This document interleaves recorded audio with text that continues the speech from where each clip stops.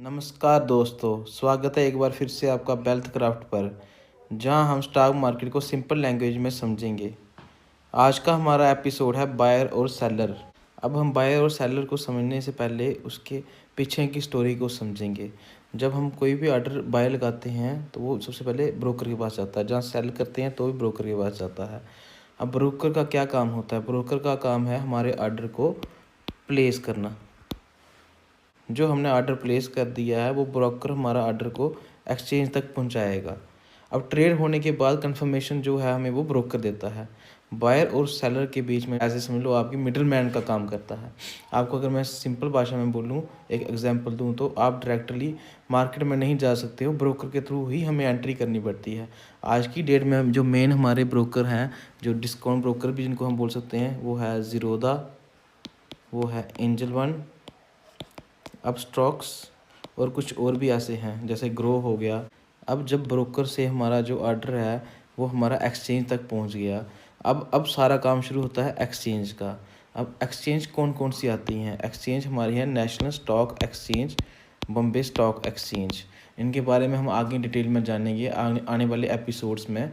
अब एक्सचेंज काम क्या करता है? एक्सचेंज का काम है जो बायर और सेलर हैं उनके ऑर्डर को एक जगह लाना, और जो बायर और सेलर हैं उनके ऑर्डर को मैच करना भी इनका काम है। बेस्ट प्राइस पर ये ट्रेड हमारे एग्जीक्यूट कराते हैं। आजकल ये फुली जो है हमारा ऑटोमेटिक हो गया है, पहले ये मैनुअल होता था। अब आप ये एक चीज़ याद रखो, एक्सचेंज जो है हमारा प्राइस डिसाइड नहीं करता है, ये इसका काम सिर्फ मैच करना है। क्लियरिंग कॉर्पोरेशन जो हमारा क्या काम करता है? क्लियरिंग कॉर्पोरेशन हमें गारंटी देता है कि ट्रेड जो हमारी कंप्लीट होगी ही होगी, और जो हमारा बायर है वो हमें पैसे देगा, सेलर हमें शेयर देगा ही देगा। अगर बायर या सेलर भाग भी जाता है तो क्लियरिंग कॉर्पोरेशन बोलती है चिंता मत करो, मैं हूँ ना। इसी वजह से मार्केट स्मूथ चलता है, डिफ़ॉल्ट का रिस्क नहीं है। जैसे दो एक्सचेंज मैंने आपको पहले बताई, एनएससी और बीएससी है, वैसे ही एक्सचेंज की क्लियरिंग कॉर्पोरेशन है। जो इसमें हमारी एनएससी की क्लियरिंग कॉर्पोरेशन है वो है एनएससीसीएल, और बीएससी की है हमारी आईसीसीएल। एनएससी की सारे ट्रेड सिस्टम ये देखता है और बीएससी की सारे ट्रेड सिस्टम ये देखता है। अब हम आगे बढ़ते हैं क्लियरिंग कॉर्पोरेशन से डिपॉजिटरी की तरफ। अब डिपॉजिटरी का क्या मेन रोल है? डिपॉजिटरी जो हमारे शेयर्स हैं उनको डिजिटल फॉर्म में रखता है। जैसे बैंक में हम पैसे रखते हैं वैसे ही डिपॉजिटरी में हमारे शेयर्स रखे जाते हैं। आज के टाइम में फिजिकल शेयर्स सर्टिफिकेट नहीं होते, सब कुछ डिजिटल फॉर्म में रखा जाता है। इंडिया में डिपॉजिटरी दो किस्म की हैं। एक हमारा आ गया एनएसडीएल, दूसरा हमारा आ गया सीडीएसएल। ये हमारा एनएससी में है, ये एनएससी की डिपॉजिटरी है, और ये हमारी बीएससी की डिपॉजिटरी है। अब बात करें एनएसडीएल की, ये हमारा 1996 में पहली बार ओपन हुआ था, और सीडीएसएल की बात करें ये हमारा 1999 में ओपन हुई थी। जो हमारा डीमैट अकाउंट है वो हमारा डिपॉजिटरी पार्टिसिपेंट्स के पास होता है, और जो हमारे शेयर्स हैं वो डिपॉजिटरी के पास स्टोर होते हैं। एक रियल लाइफ के एग्जांपल के साथ हम इसको समझेंगे। मान लीजिए जो हमारा बैंक है वो डिपॉजिटरी है, मान लीजिए ये हमारा बैंक है, और ये हमारी ब्रांच है, और हमारा जो अकाउंट है वो डीमैट अकाउंट है, और जो पैसे हैं वो हमारे शेयर्स हैं। अब इसको समझो, आपका अकाउंट ब्रांच के थ्रू चलता है लेकिन पैसे बैंक के पास होते हैं। वैसे ही हमारे जो डीमैट अकाउंट है वो यहाँ पे होगा, शेयर्स हमारे यहाँ पे होंगे।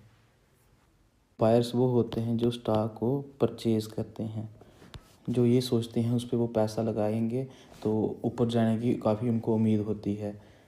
वो ये सोचकर पैसे लगाते हैं, वो सोचते हैं जो भी वो स्टॉक लेंगे वो फ्यूचर में महंगा होगा। अब इसको एक एग्जांपल के तौर पे समझते हैं। आज कोई स्टॉक है, एक्स स्टॉक है हमारा, जिसका प्राइस है 100 रुपीज़। अब बायर क्या सोचता है, आज मैं इसको 100 रुपये में लूँगा, कल इसका जो प्राइस है 120 रुपये होगा, इसलिए वो बाय करता है। अब आगे बढ़ते हैं सेलर की तरफ। सेलर वो होता है जो सोचता है अभी बेचना बेटर होगा। सेलर क्या करता है? सेलर एक स्टॉक को सेल करता है, बेचता है, वो अपना प्रॉफिट बुक करता है। वो प्रॉफिट बुक क्यों करता है? वो एक उसके 2-3 कारण है।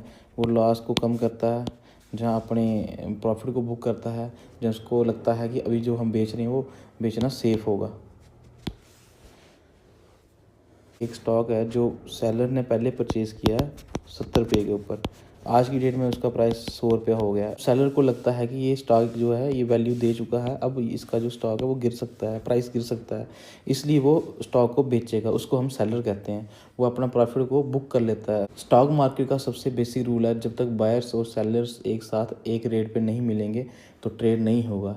जहाँ दोनों एग्री कर जाते हैं कोई प्राइस पे, तो वो एक स्टॉक का जो है हमारा प्राइस बन जाता है। बायर और सेलर हैं, वो मिलते कैसे हैं? जो बायर होगा वो बिड लगाएगा, वो बोलेगा 100 रुपये में मैं स्टॉक परचेज़ कर रहा हूँ। जो परचेज़ करते हैं उसे हम बिड बोलते हैं। जो सेलर हमारा बोलेगा मैं 105 रुपये में बेचूंगा, उसको बोलते हैं आस्क प्राइस। अब जब तक ये दोनों का मैच नहीं होगा तब तक ट्रेड एग्जीक्यूट नहीं होगी। बायर्स खरीदने के लिए ऊपर की तरफ बढ़ेगा। मान लो वो 102 रुपये में एग्री कर जाता है, सेलर बेचने के लिए नीचे की तरफ आएगा। दोनों अगर सेटिस्फाई हो जाते हैं 102 पे, तो वो हमारी ट्रेड जो है एग्जीक्यूट हो जाएगी। मार्केट प्राइस कोई फिक्स नहीं करता है। जो बायर और सेलर है वो मिलके एक प्राइस को फिक्स करते हैं, वो प्राइस को बनाते हैं। प्राइस ऊपर या नीचे क्यों जाती है? जब बायर्स ज़्यादा होते हैं डिमांड बढ़ती है, बायर्स कंपटीशन करते हैं प्राइस को ऊपर लेने के लिए। जब सेलर्स ज़्यादा होते हैं तो सप्लाई बढ़ती है, लेकिन परचेज़ करने वाला कोई नहीं है। इसलिए सेलर्स जो है जल्दी से जल्दी बेचना चाहता है, तो वो कम प्राइस पे बेचने की कोशिश करेंगे। जब वो कम प्राइस पे बेचेंगे तो जो हमारा स्टॉक का प्राइस है वो नीचे गिरता जाएगा।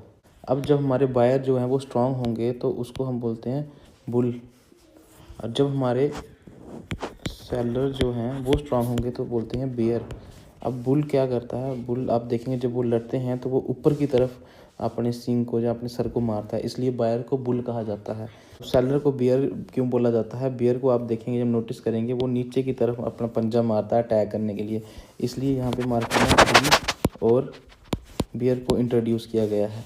बुल मतलब बायर, बियर मतलब सेलर। अब मार्केट नीचे आ रही होती है तो समझो हमारे सेलर स्ट्रांग है, अगर मार्केट ऊपर जा रही है तो बायर हमारे स्ट्रांग है।